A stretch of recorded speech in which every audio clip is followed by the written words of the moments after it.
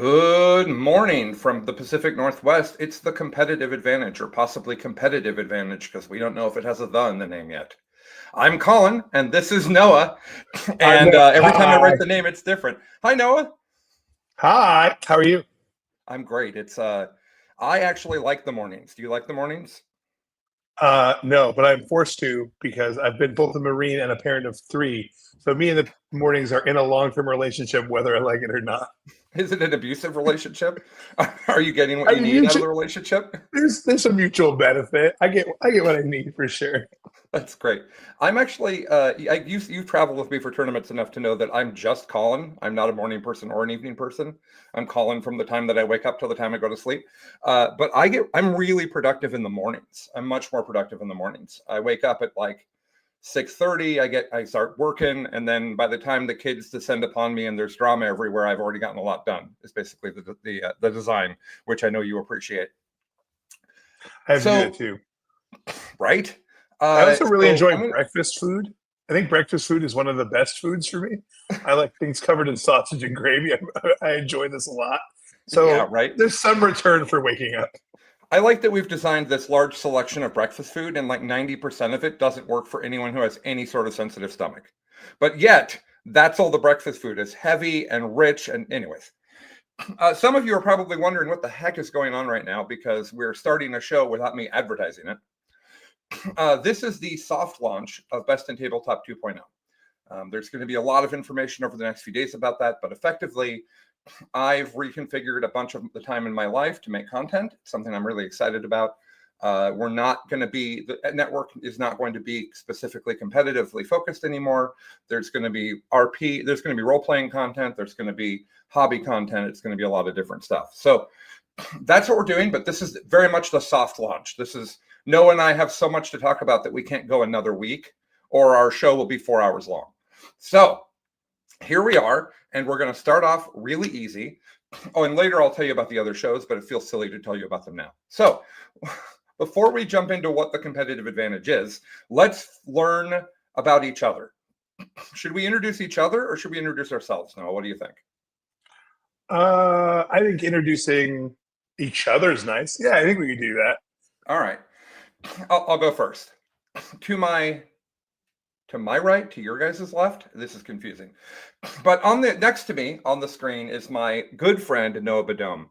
Noah is what I call a fanatical ADHD monster army collector. I was going to list all the armies that Noah owns on the show sheet, but I don't want the sheet to be 4 pages long.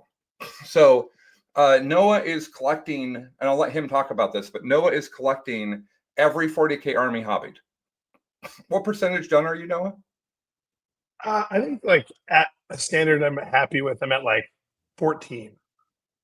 14 So factions, not percent, right? They're going to think percent. no, it's like that is roughly 60%, I think. Yeah, okay. Noah has a number of other things that are pretty amazing about him. He's got a whole bunch of children and stuff like that, but I don't care about any of that right now. Instead, well, I care about that later, but not for the next 85 minutes. Noah is a WTC veteran. He went with Team Mexico, which was very fun, and he talks about it all the time.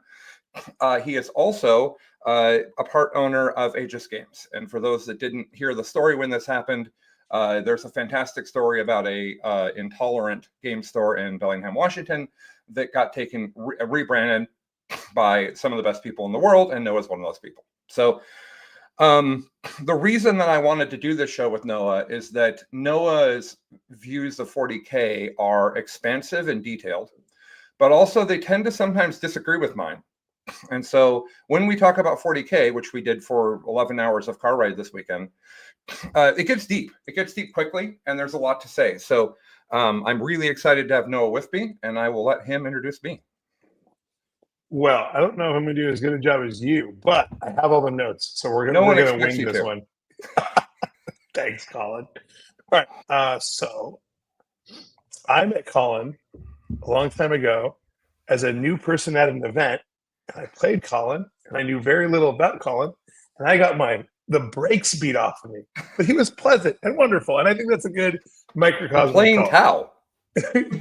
Colin plays the army. I think that's going to give him the most interesting competitive games of 40K. I think that's one of the reasons he's stuck with Eldar so many times, because it creates very interesting table states and lets a lot of skill expression. One of the coolest things about Colin, other than the fact that he's a wonderful human being who occasionally sings randomly during all aspects of life, is that Colin runs this thing called Charity Hammer, which I'm pretty sure Charity Hammer for me is like might be the best thing about 40K. It's a once a year, 4-ish plus day long, 24-hour stream for every single day with multiple streams where they're doing things like playing a super competitive GT with a select group of invited people and doing lots of really cool like exhibition games and fun challenges. All that money goes to a child-focused charity that benefits kids who are in the hospital. And that's all very, very good. I get to hang out with some of the best people. I get to help out, and I get to play a bunch of 40K. And I think Charity Hammer is something I look forward to every year. So for me, Colin and Charity Hammer are kind of the same word in my head a lot of the time. And what else do Colin do? Oh, Colin has strong opinions about 40K that I don't agree with sometimes. And I think that's one of the reasons I was interested in doing this show. I'll add that I did all the best in faction, best in tabletop content from before. If those of you are wondering, and we're here. That's right. Exactly right. We made 100 and something episodes of Best in Faction going back to 2017. It was the kind of, I'm going to be cocky for a minute because I think it's appropriate on the first episode of our show. Okay. There are a number of things that are common now in the podcast and web show community that are from Best in Faction. We were the first show to do in-depth, detailed game reports. Nobody else was doing it. And the idea of having Brandon Grant on after he won ITC to ask him about the evolutionary process of his list, what things he tried, why he removed them, why each piece remained in the list. On that episode, Brandon Grant said, "I didn't realize this was the Show Your Work podcast."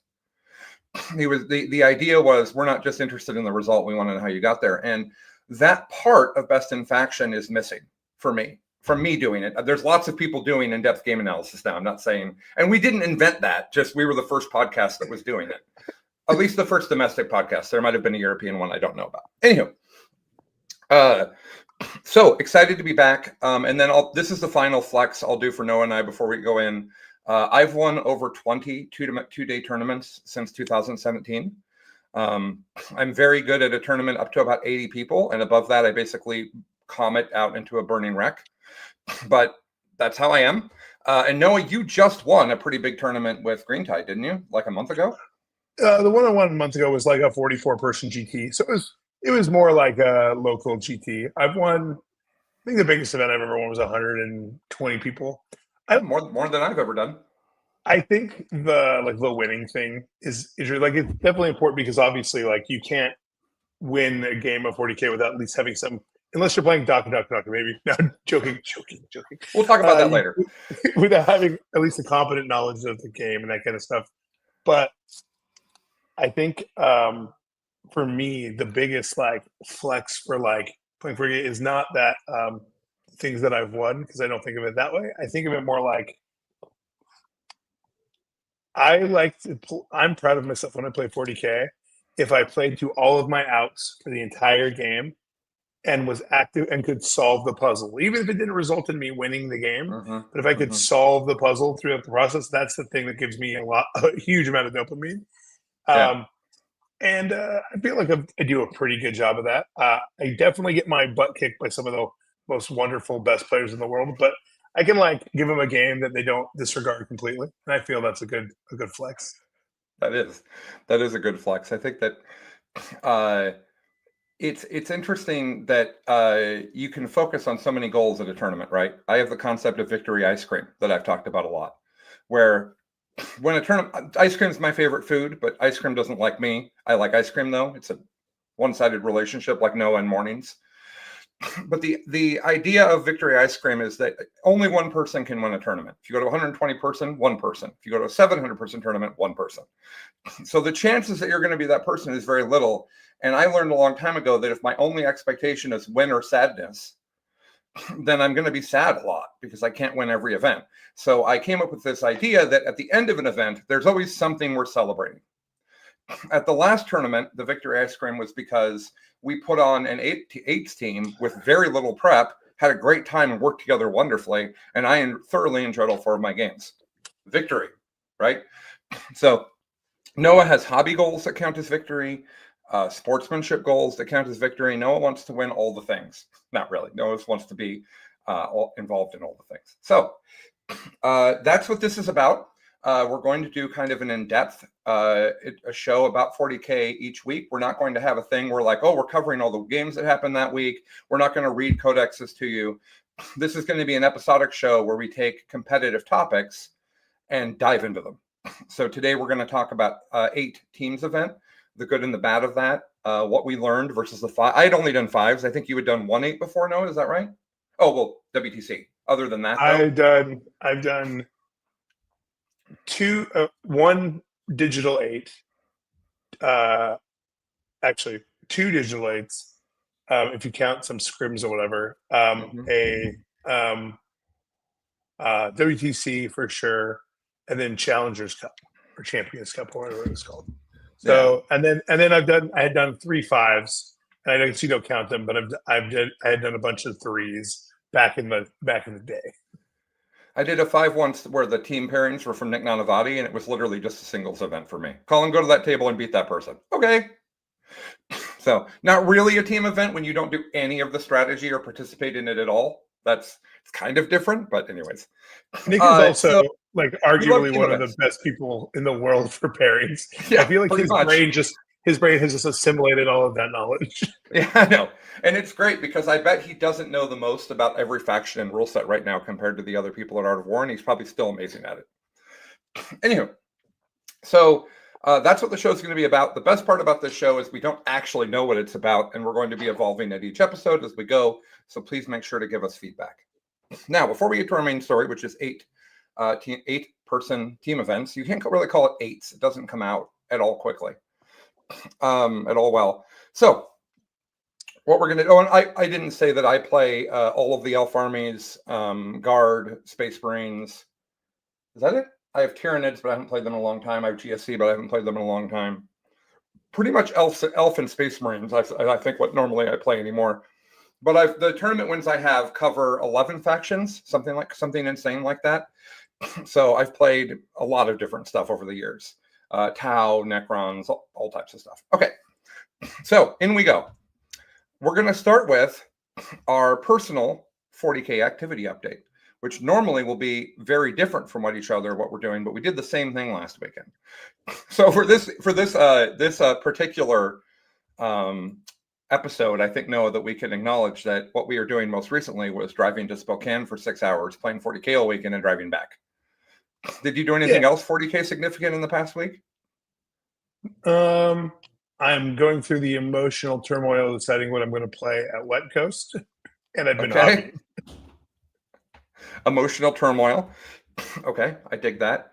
I am struggling a little bit with the fact that I don't have a next tournament on my calendar.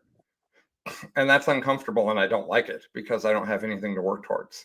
I'd love it if that was a team event, but I have to do some research to find one. I mean, there's Champions Cup or Champs. Is that what it's called? Champions Cup? There's 2 now. There's Champions Cup and Challengers Cup, run by 2 different event organizations. Of course, those are easy to remember how different they are, like Intercessor. Well, they were an Interloper or whatever the Space Marine things all are. Interloper's good. I want an Interloper unit now. Without stepping in the messiness, which is humanity, Challengers Cup and Champions Cup were like one event, and then there was a split between some organizations and some people, and now they are 2 events. Okay, excellent.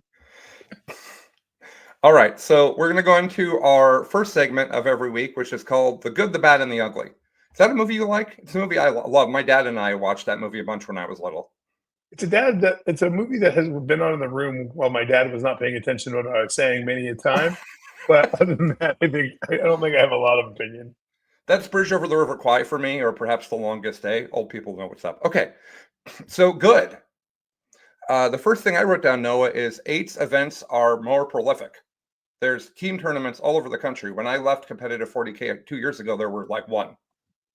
There was a 5-man ATC, and they had just started doing champions, whatever, in I think it was in California at first, right? So I think that very good is this growth of team events, and we're going to talk about why that's so good specifically. But I definitely think that's a good thing about what's going on right now, don't you think, Noah? I really like team events. I like to play more teams. Yeah, for sure. Okay, this next one you have more to say about. EC Codex, is that a good news? I think it's good that we got the Codex. I think there are some things that are not great about the Codex, but I think having the Codex is better than not having the Codex. Okay. Well, why Like, don't you talk a little bit about I mean, we can't do a Codex review, but like at the highest no, yeah. levels, what are you excited about? What are you worried about?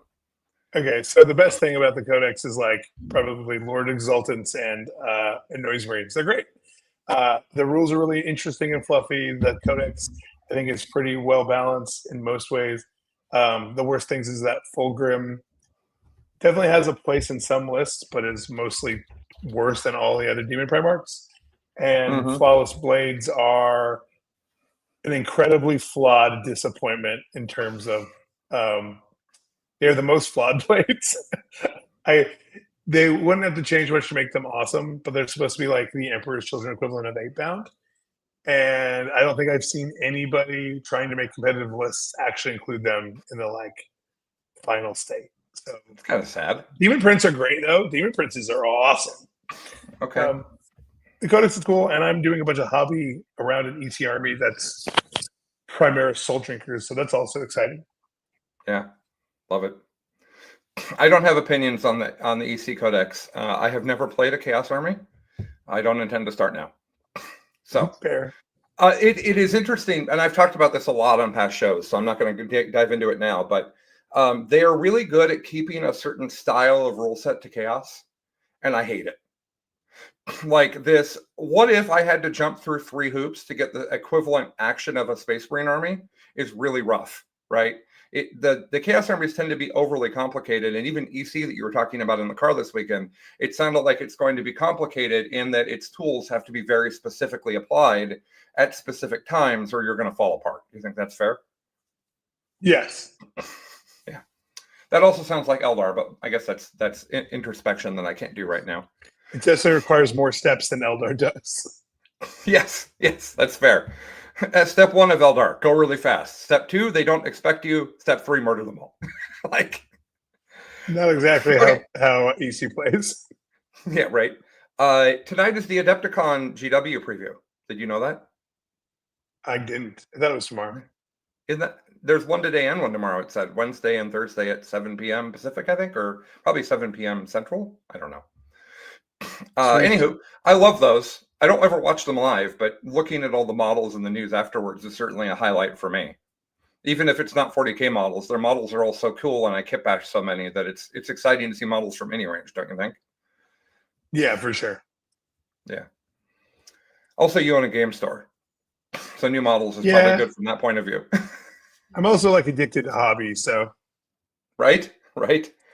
I'm actually doing a really interesting thing, which is because I've been unemployed from a tech layoff, I've been not spending money on 40K, but still adding new models.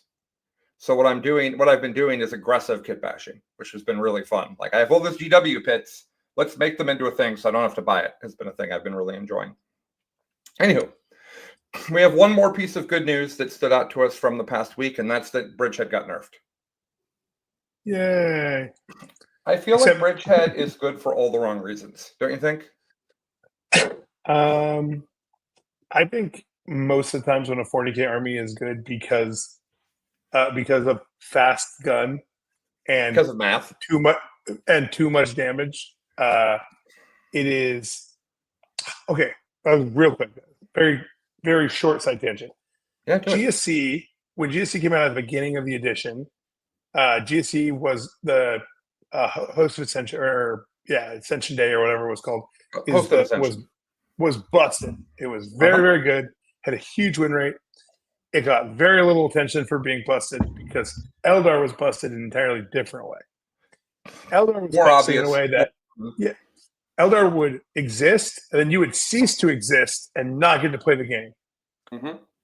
GSC would exist. You would also exist, and you would exist for the entire game, and they would exist for the entire game. And at the end of the game, they would have between slightly and a lot more points than you. But you almost always felt like you were playing the entire game with an opportunity for success, even if that was a terrible delusion. Mm-hmm. And for that reason, I think there are armies that are that way that players actually don't complain as much about and don't mind being broken as much about, even though they are broken, because they get to play the game. When Drakari, almost every time Drakari is really good, it's the same way because they're so fragile. You feel like you're killing a bunch of their stuff and feel like you're doing things, but then in the game you still lose. Mm-hmm. I feel like that's how Bridgehead was broken in the way that is usually less forgivable. It shows up, you stop existing, we move on. It turns out if Ghost of Ascension had Rogel Dorms behind it, it would have been a lot better. Turns out. Yeah, it turns out. Well, like my GSC friends, and I have a lot of them, they love to say that Bridgehead is literally just better Host of Ascension. It's like so similar and just has better rules. So you'd think they would have learned their lesson, but they did not. So Bridgehead has been nerfed, and I will add to the good that Ynarri Craft World Eldar can go in Wave Serpents again. Hey. That's also later in the good, the bad, and the ugly, by the way. But it is exciting for Colin specifically, so I have to put it in the good. I love dudes and trucks. It's the best kind of 40k, right, Noah? I do like dudes and trucks. You also like 150 orcs standing around doing nothing.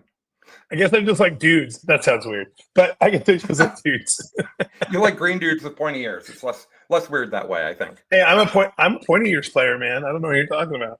I know. Lee, our friend Lee, said something really mean about pointy ears players, and I said, don't call it the orcs like that. The elves. Colin needs to make zoom sounds to enjoy 40k. Yeah, that's exactly right. The Wind Riders, when they go 16 during a soul burst, I go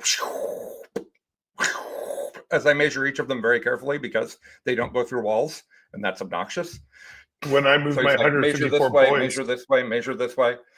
When I move my 154 boys, I literally just go orc, orc, orc, orc, orc, orc, orc the whole time I'm moving. When I have to move too much stuff in one turn because it's the go turn, I sing, "Here we go, let's go, here we go," while I'm moving all of the models.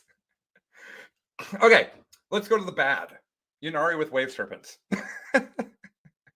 It's actually really bad. It's bad for the game, and I think that's hilarious. Let's talk about Ynarri nerfs for Eldar nerfs for just a second. So I've played, I looked it up, I've played over 40 games of new Eldar since the Codex came out, which I think is a pretty reasonable number, don't you think, Noah, in the month or so we've had those rules? So I've been playing a lot. 40K. What's that? So much 40K. So that is a lot of games of 40K. Yeah, and I've played 4 of the detachments. I'm not interested in the other however many there are.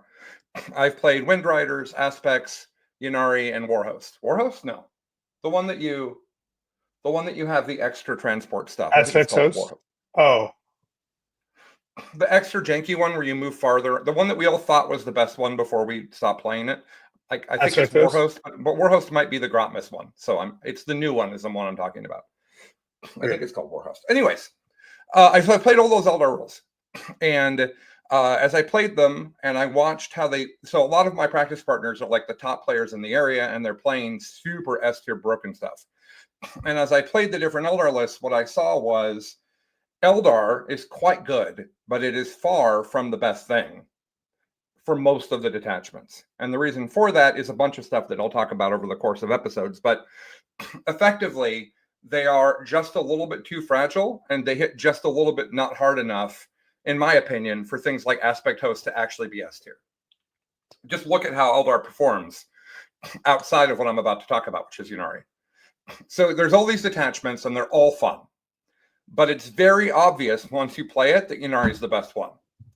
When you play against it, it's very obvious that Ynarri is the best one. Ynarri moves the most. That's bad. The most movement is always going to be the most powerful with Eldar, pretty much. So Ynarri is also good in a way that is frustrating for your opponent, like Knights, in a lot of editions. I have to jab at Knights whenever I can because I have Noah with me. So it's very much a polarized. Can you deal with this or can you not? And do you understand the rules enough to have some idea of what Ynarri is doing? There's so much interaction in the other person's turn that their entire turn is mucked with, and I watch them get frustrated. So you've got this super high skill level, fragile army to be played. It has all of these cool detachments, but after a month of the Codex being out, all of the best players in the world have basically started ignoring them, and everyone's playing Ynarri. So Ynarri didn't have transports, and so it was being held back from being as dominant as it can be by not having them. And if you don't think that wave serpents matter, play against these wave serpents now that go 20 inches without assault, without advancing. You can rapid ingress a wave serpent in. You can Ynarri move that wave serpent 20 inches. And then on your turn, I can move it another 20 inches and then get out 10 Howling Banshees or 10 Fire Dragons, whatever is going to be the most frustrating for you. Taking that tool and adding it to an already incredibly powerful and frustrating for your opponent rule set, I predict is a really big problem and will bring quick Ynarri nerfs. We'll see if I'm right. But I am winning every game with Ynarri, and the idea of having a wave serpent added to my list, I almost have to sit down. It makes me lightheaded. I get excited. Other things are happening that we're not talking about on a family podcast. Like it's so exciting from an Eldar toolset point of view, but it's just awful for the game. It makes sense that they should go in wave serpents. That shouldn't ever have been a mistake. But that penalty on Ynarri was actually pretty important. So, and I'll add to that the nerfs they put out are mostly on Aspect Host.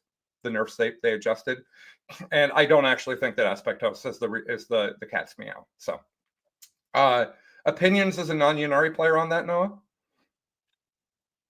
I think Ynarri is exactly what you said in terms of it's something that some lists can deal with and some lists can't. I have the great fortune of apparently my list can. So, like lists like I think Ascension Host, Green Tide, Horde lists, right? Really board control armies that aren't necessarily dependent on a large amount of killing power and that don't lose their board control quickly. I think care very less about these about the wave serpents now existing. However, I think most armies can't just play the game and not, let's say, shoot. I do think armies that don't shoot, that can still move very quickly and pick engagements, have a little bit of a better time. If an army has to win the game by shooting, like if shooting is one of the things they have to do, they actively get worse against Ynarri, just like they actively get worse against Green Tide. Yeah, and it's interesting. I built my list for the 8th event very heavy into first strike and anti-infantry because I saw that exact thing. If you have a shooting army, I already have amazing advantages into you, and if you aren't shooting, you probably want to punch me, so I should be prepared for that. Anywho, the Ynarri weren't really nerfed; they were buffed, and so that's going to be a problem. That's my bad. Before we get to the ugly, which is where your green friends are in this list, Noah, what else would you add to the bad? Anything? I think.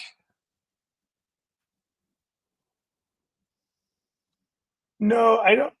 Actually, it's a weird bad, but I think there's currently there's like a doomsayer mentality that's happening right now, where a bunch of these detachments are coming out, and some of them, I won't talk about the ugly one, but detachments and rules are coming out, and people are saying this is so busted, this is that.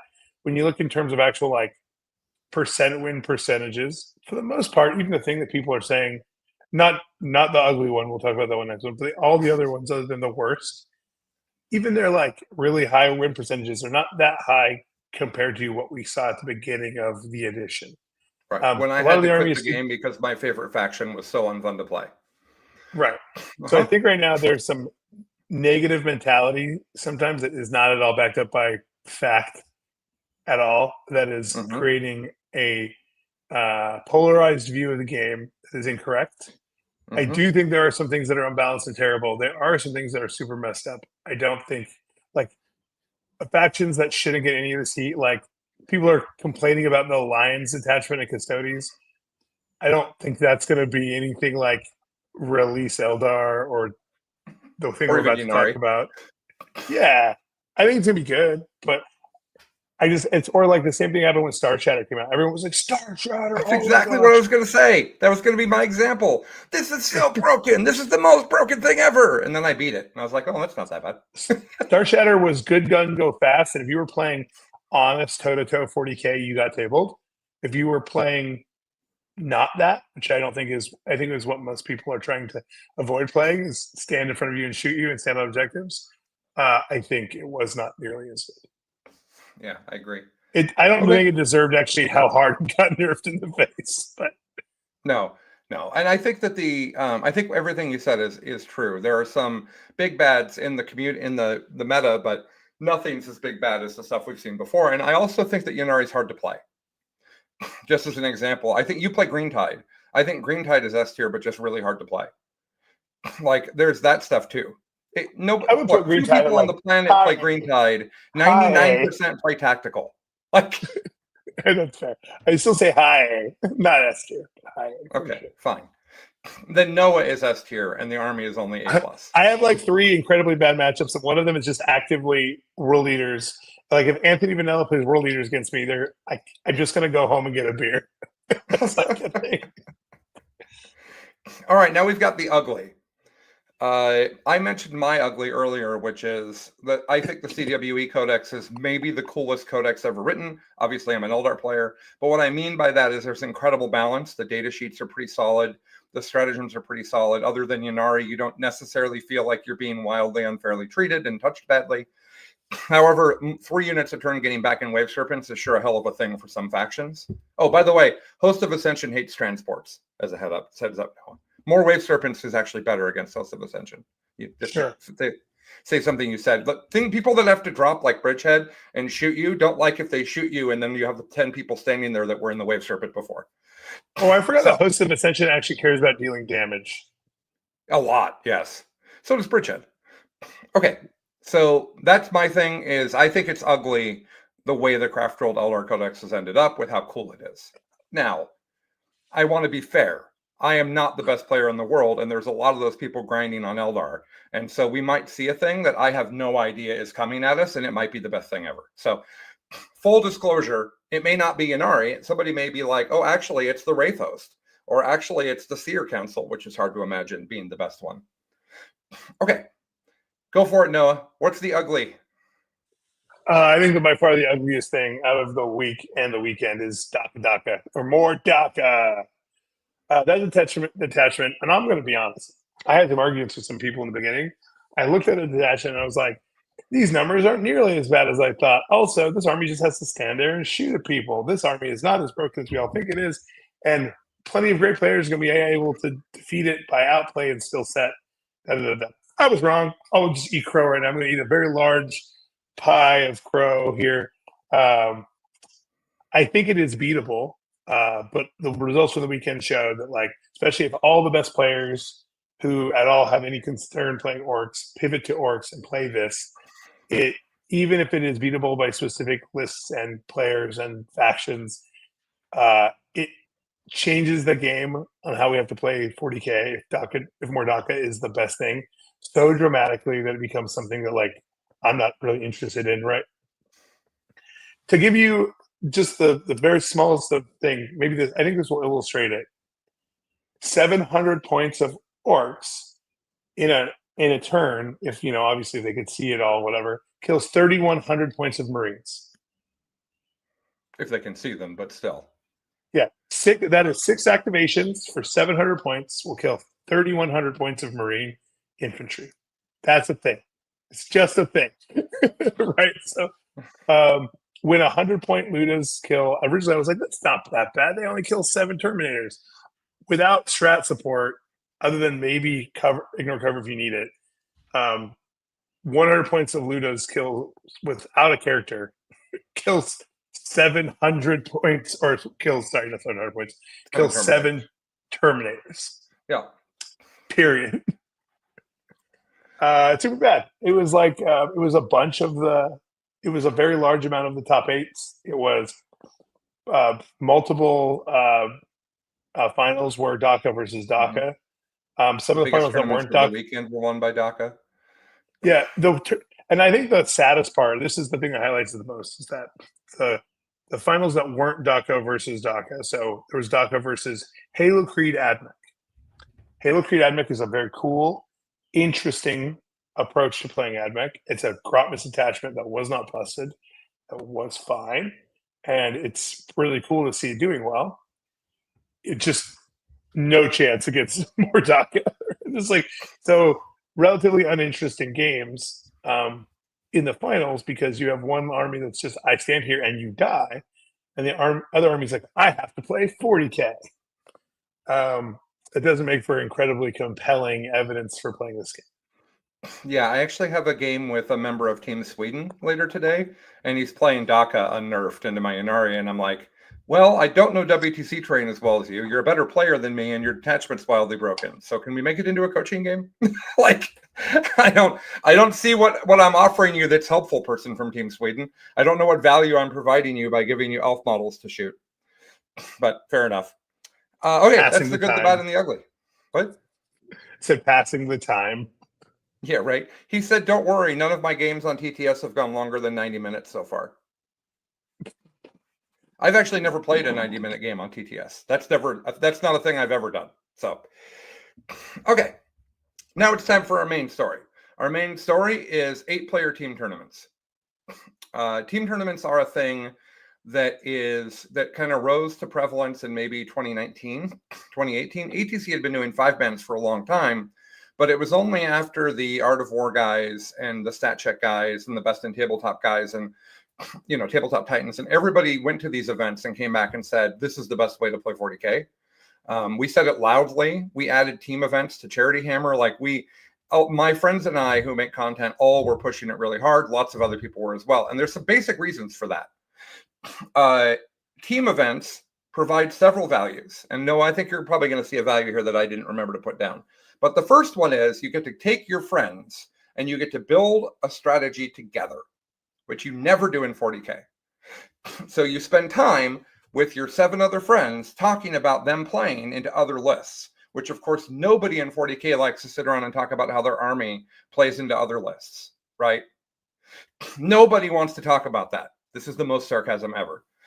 So you get to do this thing where you're planning with all of your friends, you're working together, you're helping each other, and then you fly or drive or travel to a team event. My least favorite thing about traveling is that in the second round, I have to play Chuck or Noah, right? But at a team event, you go there and you know that you don't have to play the 7 murderers on your team, which is great. Also, if you're a list like mine, you get fed into people that you're supposed to eat, and it's delicious. So there are lots of different roles that don't exist in singles. There are factions that work in teams that don't work in singles. There's people's factions that work really well in teams and don't work in singles because you can help pair them around their really concerning matchups.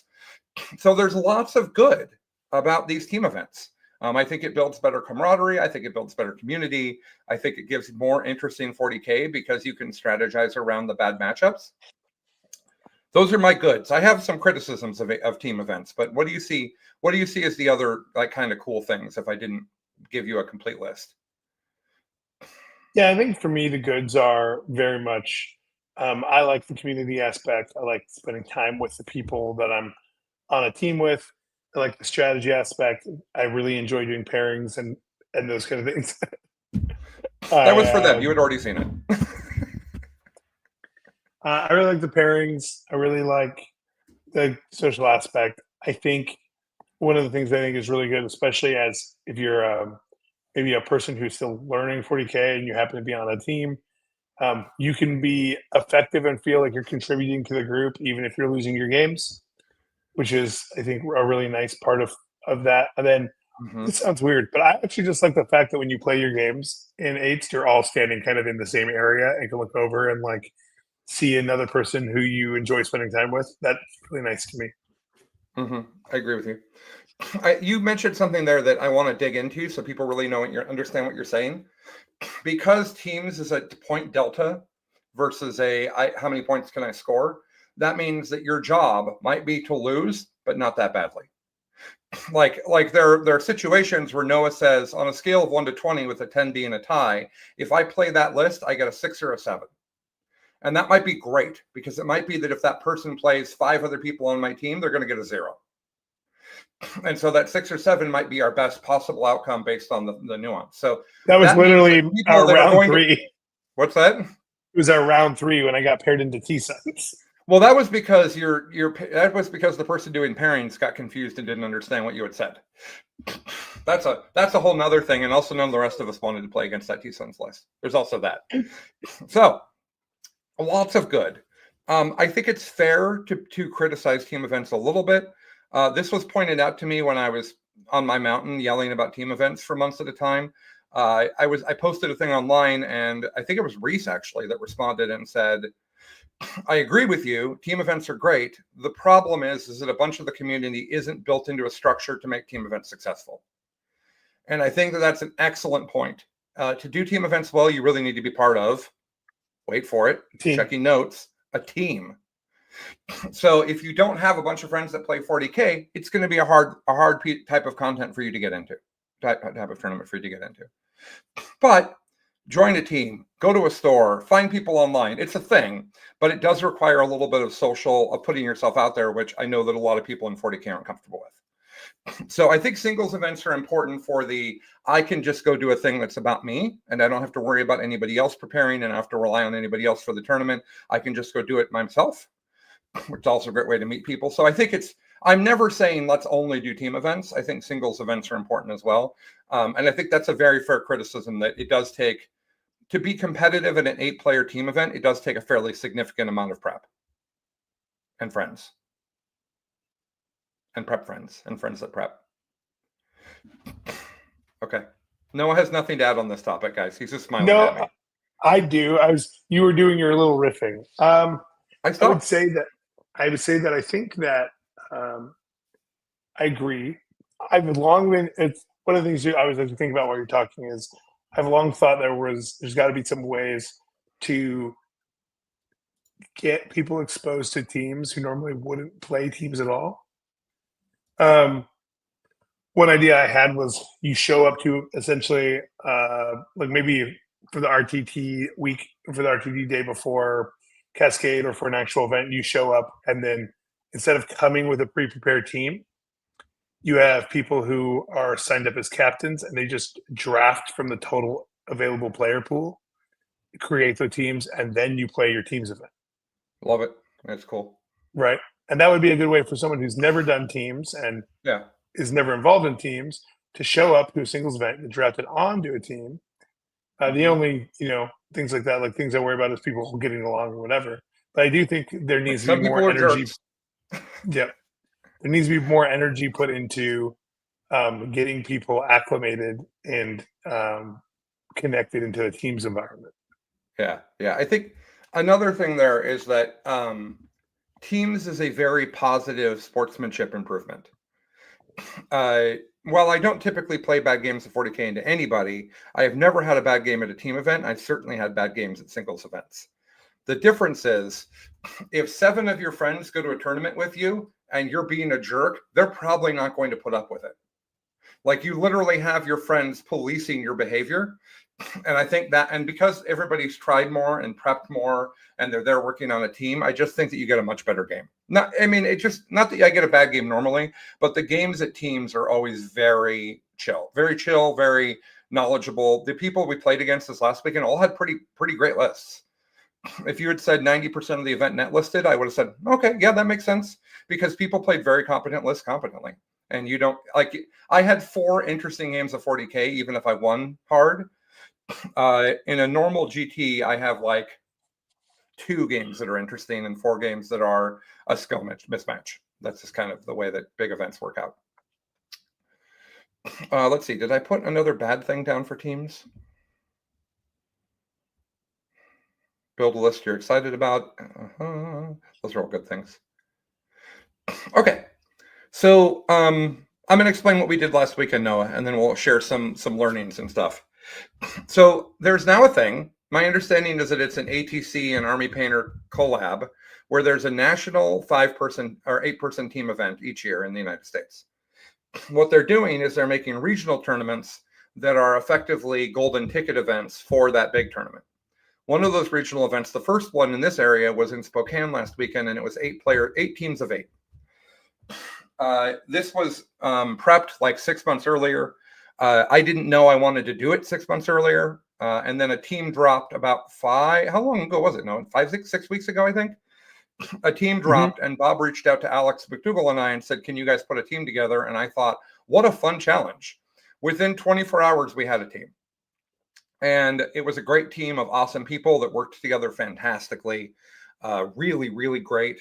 It was just remarkable how quickly they all worked together, and how quickly the GSC player and the NIDS player, Alex McDougall and Josh, and then Stu, who plays host, how quickly they were all helping each other with their lists and talking about strategy. It was really cool. So we put together this team, and as is our way, I had several of the best players in the Pacific Northwest on my team, and they're all saying, wow, our team is stacked. We're just going to win. And I said, oh, maybe we should prep. And so we prepped, and we got there, and we found out that we had not prepped enough. We had not brought the list we would have brought if we had more knowledge. And other teams had prepped for a lot longer and a lot better than us. That all sounds like I'm unhappy with the event. Not at all. We went 2-2. It was great.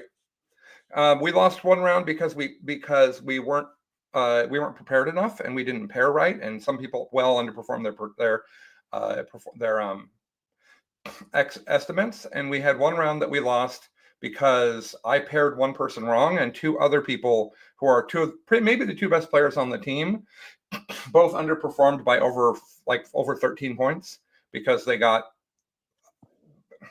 guys know me that have known me a long time. I don't blame dice. This is a situation where things were out of our control. We could have paired better into it, I suppose, but anyways. Okay. So that's what we did. Drove over there, did the event, drove back, and on the way back, we had a lot of analysis. And so we wanted to share that analysis with you.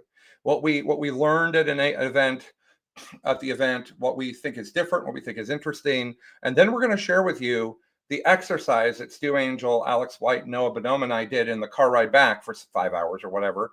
We researched lists. We looked at how they did in the tournament. We thought about the meta, and we made, if we didn't have to pick by what players we have and what armies they know how to play, what are the 8 detachments that we would take? And by the way, we left Dak out of the exercise. So that's what we're going to do. That's the plan. Let's see. Okay, that's what we're doing. Noah, anything to add about the weekend in general before we talk about our takeaways? More just that it was really completely independent from the actual gameplay. It was really nice to hang out with that specific group of people. There's a lot of people in that group who I really enjoy spending time with, and it was super fun. We all stayed in the same Airbnb. The car ride over was very pleasant. We ate great food. The brewery we went to and that place we went to for dinner were great. And then, of course, it was put on by the wonderful Bob Kelly, who we obviously all love spending time with, and he's great. Been doing major tournaments in the area for like 17, 18 years, something like that. Okay. So our first round, this is probably the easiest way to do it, is just to talk about the rounds. In our first round, we got there and we were paired into Heroic Knights, a team that lives, I don't know, an hour, 15 minutes from me. So it was nice that we all drove to Spokane to play them. That team has Peter on it, who is a longtime friend of mine. So that was great to see. They were wonderful. And we went in pairing. So we had prepped our matrix, right? And we kind of knew how we expected people to do. And we paired, and our pairing said, Colin, we're going to win all 8 games, and 7 of them are going to be green, which means it's going to be at least an 11. And then one of you is going to get a 15. And I thought, well, that's great. Let's do that. And so we got into the round, and Alex White went up on the first turn with Angron because there was a wild opening that would have blown the game open. And he went up with 2 people. One of them was Angron. The first unit went up, had a 5-inch charge, missed the charge. He re-rolled it with the command point, missed the charge again, and then went to make Angron's 3-inch charge, and Angron rolled a 2. So, you can't really predict for that. But this isn't me blaming that. This is me telling you the learning. Okay. You can't predict that. And then I underperformed by, I think, 3 points because I literally made a massive, colossal bonehead move on the last turn of my game and gave away 15, 20 points. So I dropped some points. And then somebody got tabled on our team that we weren't expecting. Everybody else did pretty well, but it wasn't enough. We were trending to win, then suddenly we were trending to tie, then suddenly we were trending to lose. And it felt weird because like we prepped hard, we had team meetings to go over the matrix. We get there, we thought we paired well, and we lost. And so looking at the matrix after the round over lunch, talking to everybody, we realized that it's a mistake that I had seen before in teams, but I hadn't completely clearly understood it. So let me share this, and then I know Noah has things to share about it. It's the point of a team event is it's a 0 to 20 scale, right?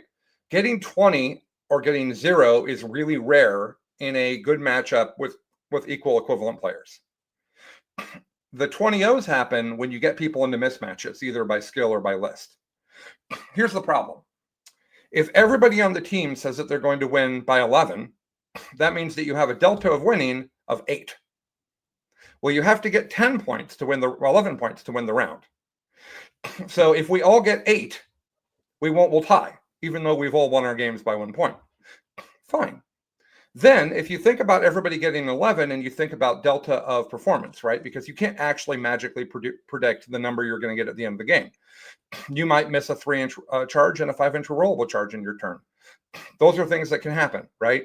And so when you're thinking about these projections, they can go up and down. So the World Eaters game went from an 11 to like a 6. That's a drop of 5. Think of that plus 8 we had because we all predicted green. Now it's plus 3.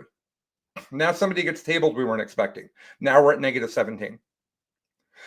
So the problem is that losing is a much bigger penalty than winning because you have to get 12 or 13 points per round to actually win because the tie range is so big. So if somebody's supposed to get a 15 and they get a 0, that's a 15-point failure for your team. But if somebody's supposed to get a 7 and they get a 3 or a 10, that's fine. It's completely in range. So what we realized is that we can't pair based on trying to get everybody a positive matchup. We need to pair based on getting some really powerful matchups and then some neutralizing matchups, which lots of people have talked about, but I hadn't thought of it that way, right? You have several people on the team that are blunting a threat, that are just trying to get an 8 or a 7. But then the rest of you people on your team, some of them need to be shooting for a 20 or an 18 because you need those wins by 6, 7, 8, 9 points to offset any delta in your closer to the line projections. Did I say that well, Noah? I know we talked about it a bunch in the car. Yeah, I know. It very much sounds like what we talked about in the car. That was a long conversation in the car. Well, my friend, would you add anything to that? Yeah, I think I don't know if this is right, but in my head, I think I immediately discount projections that are better than a 15-5, Okay. unless it's a very specific scenario, right? Right. I pick on him because his notification of his name is right, like eye level with me, but like if Anthony Vanello was on my team and he's playing World Eaters and he looks at a matchup and says 18-2, I will believe that. Mm-hmm. And he has literally played 9 billion games of World Eaters. Mm-hmm. I think aside from those extreme cases, I think if you tell me better than 15-5, I don't want to plan for you to have to get better than 15-5 because I feel like that variance is entirely too potential to be wild. So I'm going to put you as like a 13-7, and I'm going to pair accordingly. And if you do an 18-2 or something, then great.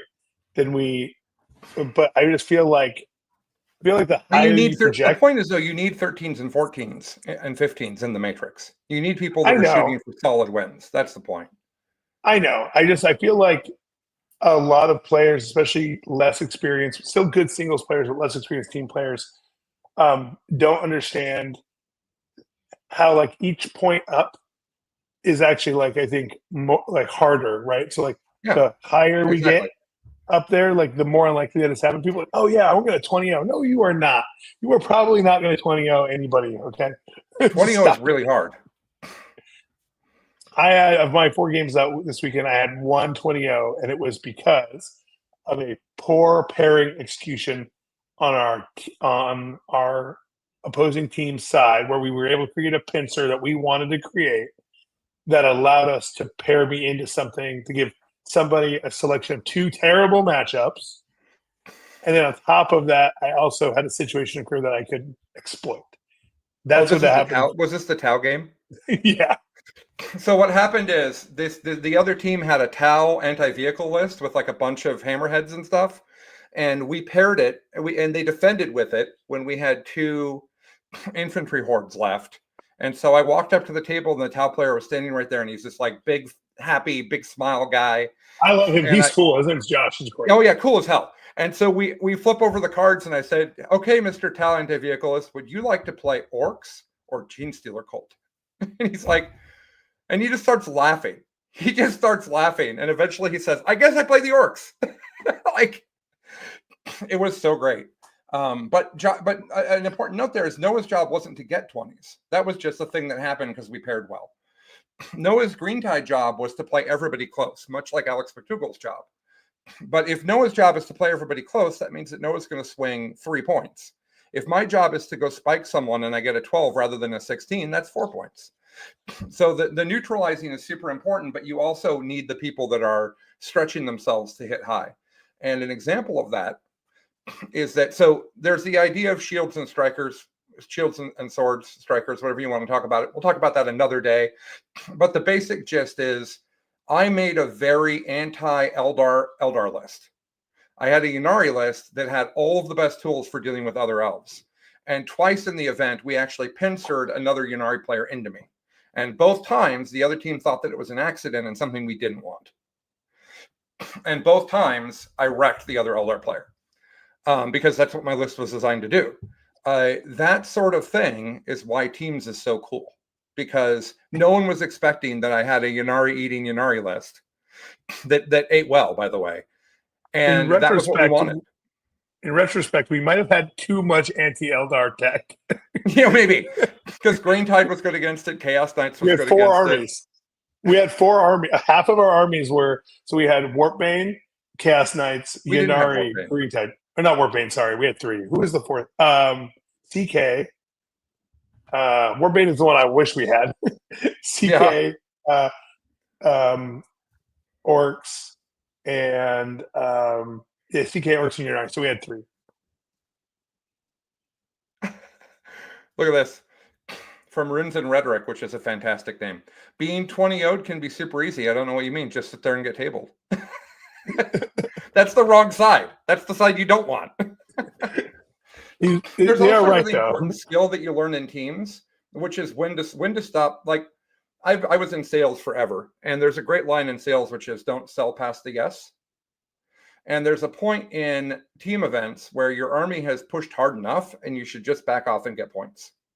That doesn't really exist in singles necessarily, because you can keep being the aggressor, but like there's times on like turn 4 where you're like, oh, I should go hide. That's just a team thing, right? I like that. I think it's great. Next topic, or do you have a topic? I mean, you mean specifically about teams? Yeah. Well, I think the mirrors is something I would like to talk about with teams. Mirrors are a kind of an interesting aspect of teams.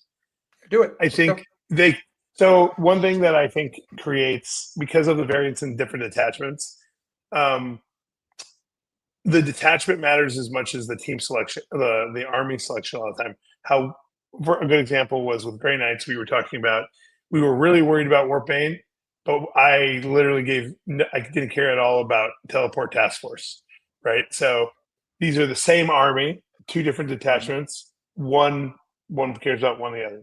And it is very true in the mirror, especially when you're playing different detachments. So I know, Colin, you got the Ynarri mirror twice.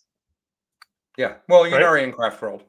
Yeah. Oh, yeah. Well, that's actually kind of the point. You got a matchup, right? And when your Ynarri got matched in the Craft World, that was better for you, right? Because Craft World was not as good into Ynarri as Ynarri. Yeah, that's exactly right. The Craft World matchup was someone I had actually prepped.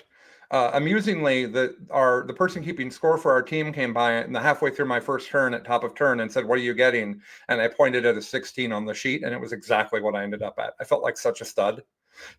Like turn one, I'm calling. It's like I'm at the home plate pointing to the bleachers. Yeah, I'll do it later. Third pitch. Just wait. So the end. So for me, I got paired into tactical twice. So in my first round and my last round, and tactical, but both times the tactical players, I think, expected it to be a little better for them than it was.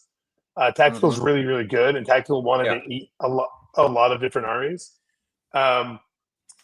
With mine, it was 10-10 for one and 11-9 for the other.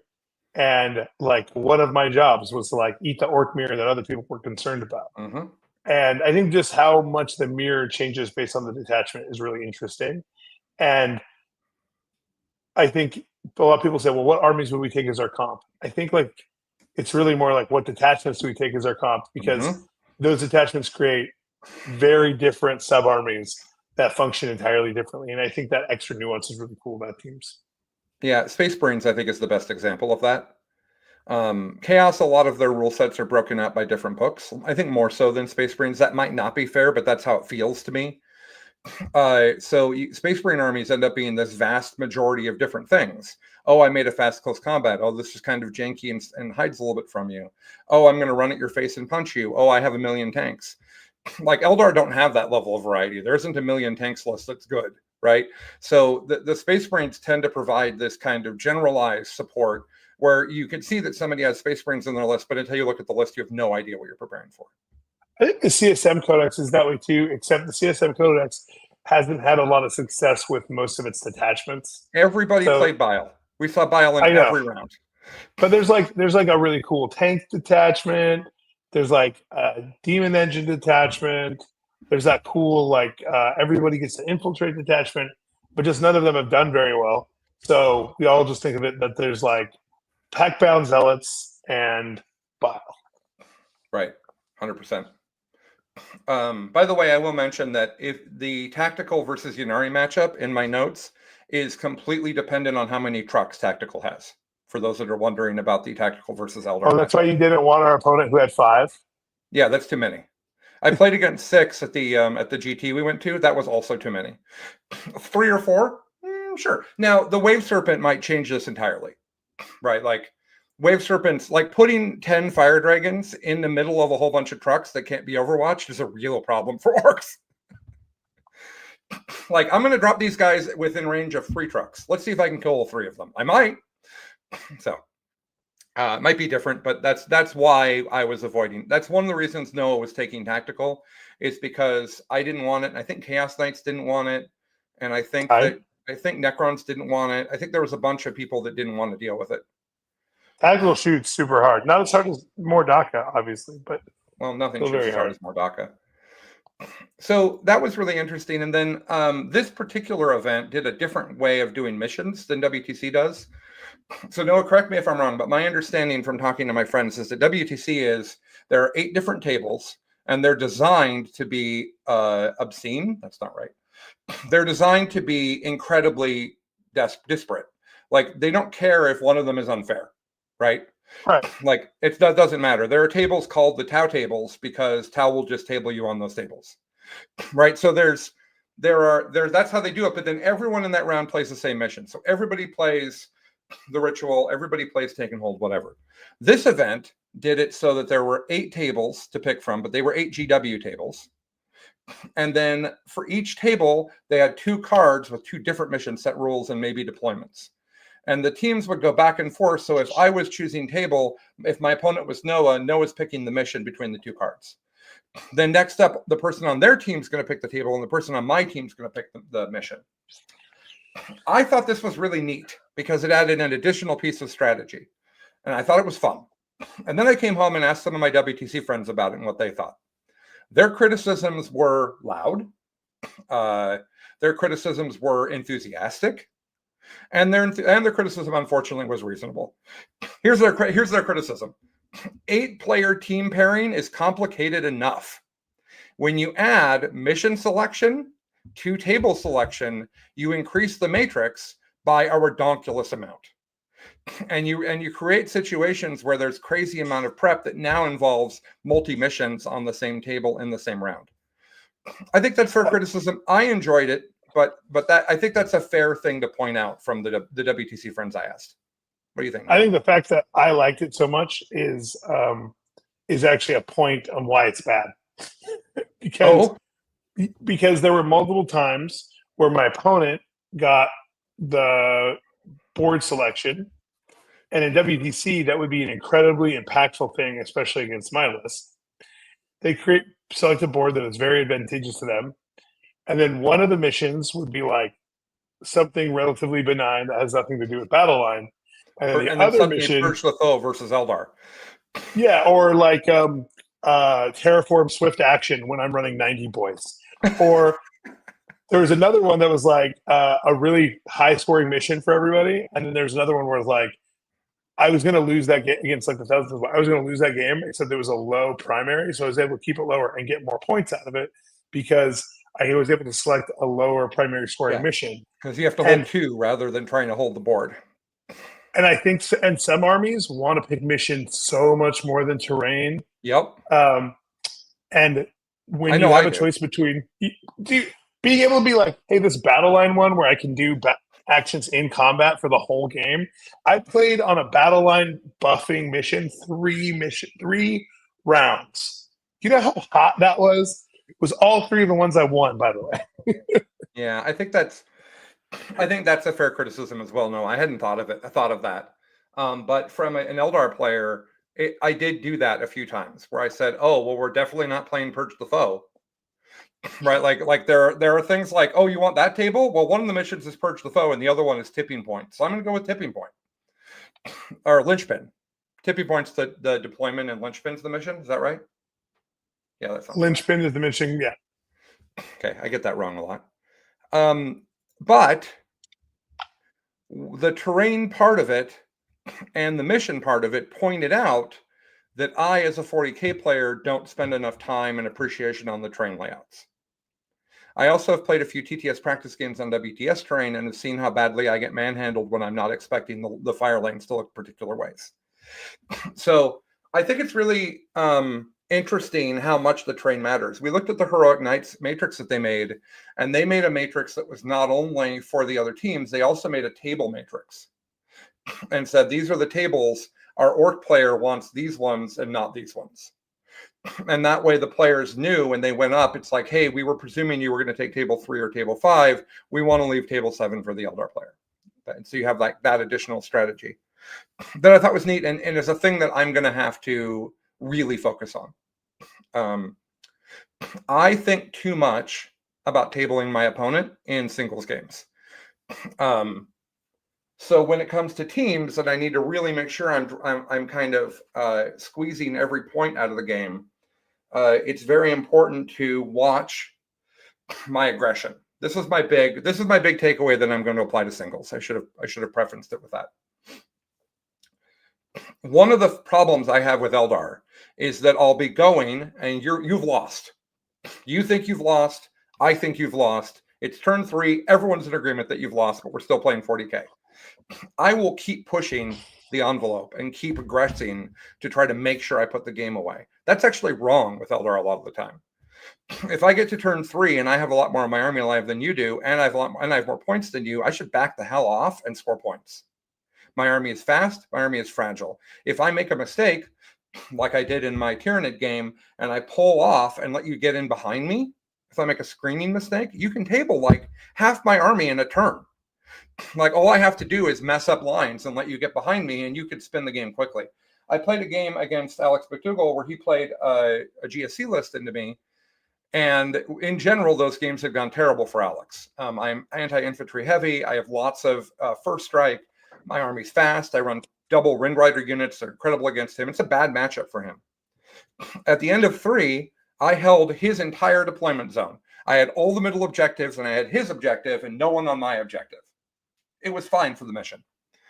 Alex started strategically deep striking around me and attacking me from behind, and he ended up getting the game within 4 points.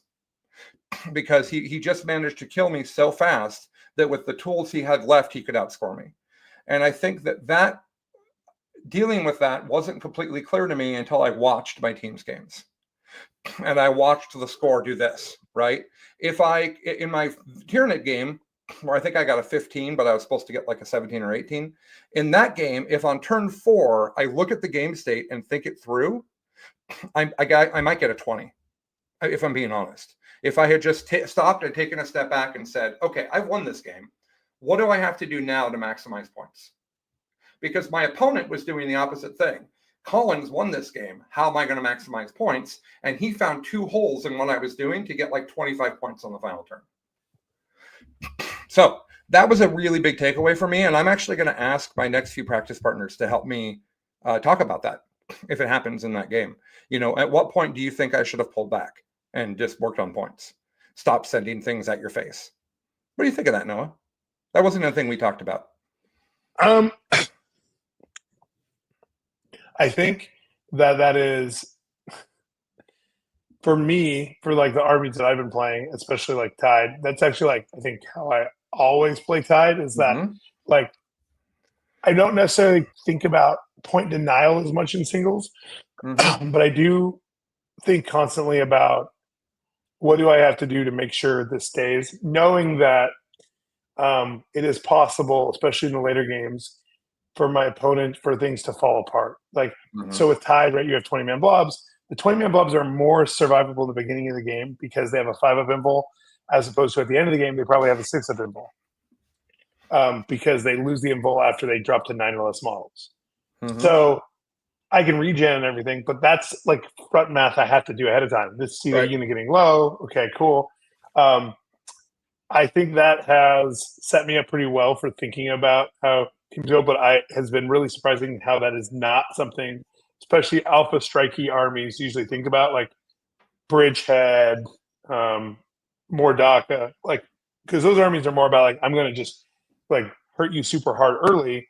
There's probably outplay where you hold back, score less in the beginning of the game, so you have more, especially if you're going seconds, you have more at the end of the game to like push back and just close it in a little more. Yeah, I think that's well stated. When I was at the event, I had an opportunity to do some coaching. I haven't done any coaching really. I've played practice games and I've offered people advice, but I've not like sat down and explained exactly the strategy for how I think somebody should approach a matchup. And I did some of that, and it was really helpful for me to realize how many different styles of playing 40K and processing the information there are. Like, we know this, right? Lucas and Noah are playing Green Tide. The vast majority of the Orc planet doesn't think that they should play Green Tide. They think they should play Tactical. What's the difference there? What those people are good at, how they want to play 40K, what appeals to them. So I was helping our guard player. We were talking yesterday about target priority. And what I realized is that every army I play the same way. I want to have tools that are doing things that you either can't kill quickly or you can't get at. And then I want to position those and play the game. And then I want to send missiles at you in very strategic places to not only slow your point gain, but more importantly, obliterate the things that are going to stop me later. So what kills Wind Riders at range? I have 2 units of Wind Riders. Late in the game, they're shooting millions of shots at 24 inches. They're zipping around the table 30 inches a turn. They are cancer for my opponent on turn 4 and 5 if they're still alive, and they often are. Because early in the game, I say, okay, to win in the end of the game, the Wind Riders need to be alive. Who is going to kill the Wind Riders? The Banshees need to go 20 inches at them. Right? So that's the way that I see 40K. It's very much about risk management and striking, and then maybe having a go turn. But every time I have a go turn, my brain knows that there's a chance I lose the game. Like, it might just not work out. That said, Noah's way of playing 40K is what for years we've called counting to 100. Right? Noah doesn't actually care in singles what his opponent's doing. Doesn't matter to him at all. Oh, his opponent's killing orcs. Doesn't matter. Oh, his opponent's scoring points. Doesn't matter. If Noah counts to 100, doesn't matter, right? They can't get 101. I'm not good at that. I'm not good at what missions are left. What missions will I have to play? What missions does my opponent have left? What missions do they have to play? So I'm starting a show called, I'm restarting Better Human, Better Gamer, to cover my quest to win more than a 100-person tournament and have a high-level sportsmanship the whole time, have a great time, give everybody my best game. I have an adventure show starting where I'm going to interview experts from the community, from tabletop gaming, from competitive esports. I'm going to interview these people and talk about performance and getting better and overcoming the issues I have, which are a lot of them are anxiety based. Some of them are communication based at the table when I feel like I'm not being heard. There's some stuff there that I want to work on. But the other part of what I want to work on is getting better at 40K. And the place that I'm seeing as an opportunity for that is a better appreciation for the mission set. What does the train look like? What are the missions? How do I score the missions? Do I need another unit of Hawks? Because the Hawks scored a gazillion points over the course of the weekend. One unit of Hawks scored like 5 to 10 victory points in every game. So do I need another one of those? So that's a big part of what I took away from teams, is this idea that the way I've been playing 40K works amazing in singles, except when it doesn't. And wouldn't it be better to have the game state awareness at turn 3 to say, okay, I'm winning by 20. They can't catch me if I play conservatively now. For sports fans, I'll share one anecdote that makes me think of this all the time. The second year that the Seahawks went to the Super Bowl, 2016, there's a newspaper here from the first year they won, but I can't see the date on it. So the Seahawks won the Super Bowl one year, and the first round of the playoffs was a game where the Saints came to Seattle, which is a stadium that's very hard to come to, especially in the playoffs. And we were like 10-point overdogs or whatever. They were 10-point underdogs. I don't know how you say that. Overdog sounds weird. That's the superhero guy, right? Anyway, I don't know. Isn't it? Underdog? I think there's one. Underdog is a superhero. Okay, fair enough. Top dog is usually what we say. Okay, that's also fine. So we were 10-point favorites is the other way of saying that. And the game was, I was there. The weather was miserable. It was pouring rain. It was windy. It was cold. And the teams couldn't throw the ball particularly well. Pete Carroll, our coach at the time, got the team up by 10 and didn't score any more points. Up by 10, played wildly conservatively, running the ball, trying to get first downs, incredibly tight defense, playing into the terrible weather, and we won by like 3 points or something. I love that. It wasn't very fun to be there. I like to see a big show with lots of exciting football things. But in retrospect, thinking about it later, Pete Carroll decided at halftime, my players are good. Our game plan is good. If we just play conservatively now, we'll win. The weather's too bad for them to come back. How much do you love that, Noah? Isn't that great? It's wonderful. Yeah. And it's exactly what I need to do at 40K. 100%. That's something that I need to be able to see at 40K, because I actually don't care about scoring 100 points in a singles event. I just want to win my game, and I want it to be interesting. If I win every game by 5 in a singles event, that's fine for me. So I want to make sure I understand that. It wasn't versus the Broncos, Brian. That was the Super Bowl. This is versus the Saints, I promise. Got frustrated Broncos fan in the chat. Okay. I know we have 10 minutes left in our time slot. Team, yeah? I messaged you. I do have to jump off because I've had a small family emergency. Not too I'll bad. cover the team. Yeah. But I just want to say I have had a great time being on the cast this morning, and it was really nice to see you back, Colin. Yeah, it's been great. So Noah and I are doing this every Wednesday morning at 7 o'clock, unless we need to change what time it's at, which we'll let you know. But we're going to do this every Wednesday morning. It's always going to happen. It won't be as interesting every time as it is others, but we're always going to do it. One of the things I want to talk about next week, go ahead, you can go, Noah, if you need to. Okay. Catch you later. Thanks, everybody. I messaged Noah yesterday at like midnight, and I said, I built a thing. Our second episode, I made an outline for this. Our second episode is how MCP and Kill Team made me a better 40K player. We're going to talk through how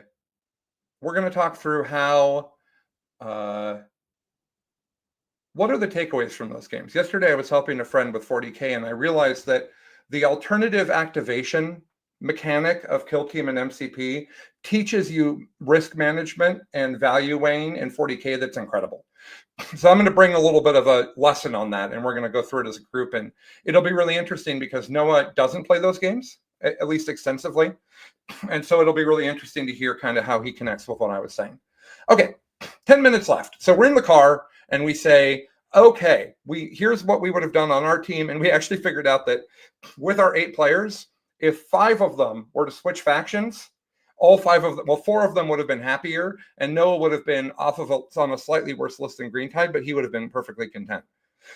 So if we had backed Noah off of his favorite thing that he's so amazing at and pivoted 4 other people, we would have made a much stronger list that would have had a better matrix. An interesting thing to realize in the car ride on the way home if you're Colin. All right, let me bring up our list here. We did this on somebody's phone. Just a moment. Sorry, I should have brought this up before. That's on me. Okay. So the idea here is that in teams, there's the idea of shields and swords. Shields, it doesn't matter who you're defending with. These are separate topics from that. Shields are people that I don't know what word I'm trying to use. Shields are lists that stop an attack. They take a scary list like Ynarri and they say, you're not going to get 15 to 18 on me. You're going to get 11, or you're going to get 9, or you're going to get 10. So in order to think about that better, at our tournament, we took like 4 or 5 people that were shields and then like 4 or so, 3 or 4 swords. That wasn't right. We needed more swords and less shields, and that would have allowed us to punch up more in the ones where we could have won.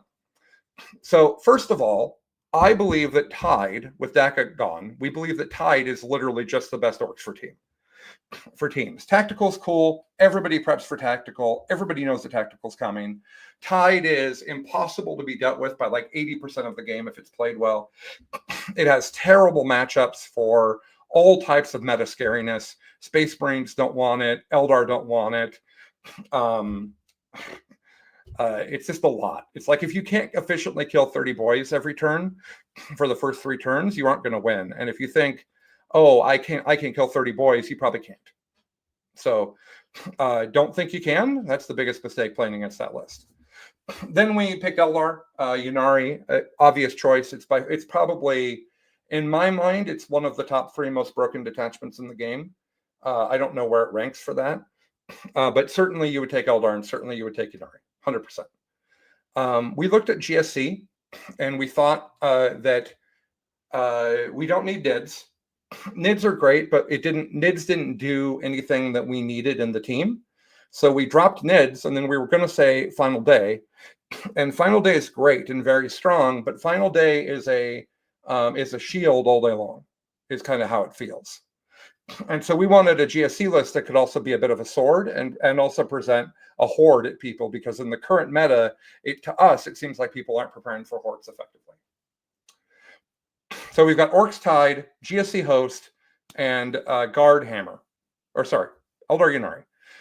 Guard, Bridgehead being nerfed, has put a lot of the WC teams to Hammer of the Emperor, Hammer of Wrath, whatever it's called. Hammer, the very fast vehicles guard detachment, which I love. We took one of those to the tournament. We did not have particularly good pairings for it. We found out after the fact that we had made some pretty legitimate mistakes on our list. And we hadn't prepped our player, who was one of the less experienced people on our team. It's okay, everybody has one of the less experienced people. We didn't coach him correctly and prep him correctly. So Hammer wasn't the problem. Hammer list should have been different. We should have coached our player different. I think Hammer is 100% a thing that you want. It kills infantry and it kills vehicles. Ynarri kills infantry and they kill vehicles. GSC and Orcs. So all of these kill infantry and not as much vehicles. So that is a thing we thought about. Then we brought in Grey Knight's Warpbane. We think that it's just wildly powerful, and the people that are afraid of it are really afraid of it. So I would argue now that I've had time to sleep on it, that Warpbane, Host, and Ynarri is probably a lot of anti-infantry, but so be it. Then for Custodes, we wanted a shield Custodes list because we don't need the millions of bikes driving across the board. We already have lots of infantry clear. We don't need the dreadnoughts running forward. We have durable tank units between Chaos Knights, which I haven't talked about yet, and Guard and such. So we liked Custodes. We liked it as shield, as being a shield with shield as their detachment. Then Chaos Knights. I think pairing around Chaos Knights this weekend, I had a very big appreciation for them. They are a monster into a huge amount of the meta. They're much better than Imperial Knights, but you just take a ton of War Dogs with the hats, and everybody who's T3 hates it, Ynarri included. I think that it's a perfectly winnable matchup for Ynarri, but it's probably favored to the CK. And then they also pick up lots of other stuff. Our CK player got 20, 18, 17, and 0. The 0 was a unexpected outcome. So we've got Orcs, GSC, Eldar Guard, Grey Knights, Custodes, and then we've got Chaos Knights, and then finally the new Shadow Demons Detachment. I spent a lot of time this weekend talking to people about the Demons Detachment, and boy, does it sound spicy, spicy, spicy. And so what we're going to do is we're going to put that in our pretend tournament. So nullify. There you go, runes and rhetoric. Nullify would have worked. Brunt was the word I was originally going for. I think brunt the assault. Is that right? Blunt. Blunt the assault. That's the word. Brunt isn't right. It's blunt. Anywho, that's what we would have taken. So what I'm going to do now is I'm going to send that list to a couple of my WTC friends, and I'm going to have them report back on how far off they think I am. And then next week, we'll bring that feedback, and everybody can hear that. Okay, we've got 3 minutes left. Let me tell you what's going on with me. I am making 3 shows right now, and I'm going to see how they do. They're 3 very different shows. Basically, what I'm doing is I'm putting my toe in the water because I have a bunch of free time right now to see what 40K, what tabletop gaming content people want to see, what they respond to, what's exciting, and see if there's stuff there that I want to really dive into and make a lot of. On Monday, I'm not sure a blunt helps your pairings. Actually, no, we're not going to talk about that right now. Okay, so Monday. So this is Wednesday. This show will go out as a podcast on Thursday. Thursday, I will likely release the trailer for the channel, which will be up on the YouTube, and we'll go out and we'll kind of tell you about what I'm doing in my quest and what caused me to do this. It's neat. The dates keep changing for everything, so I had to wait to send it out, but it's just about ready now. So this is every Wednesday. This is a very competitive 40K show. We're going to talk specifically about 40K, specific about competition. On Monday, this next Monday, we're going to start an 8-episode Rogue Trader campaign with some of the high kind of beacons of the community. Okay, amazing people that really love the lore and really love 40K. One of them is going to be a dungeon master, game master, whatever you want to call it. I'm an old D&D nerd. And we're going to do 8 2-hour episodes every Monday at 7:00 p.m. I know that's late for a bunch of you. It's a time zone issue with the people I'm including. I apologize. Those episodes will be up on YouTube immediately. I don't know if I'm going to make a podcast because we're doing a lot of video. We're using actual models and we're setting up actual dioramas for the scenes. So I don't know that it's going to be good as a podcast. We might not do it as a podcast. I'm not sure.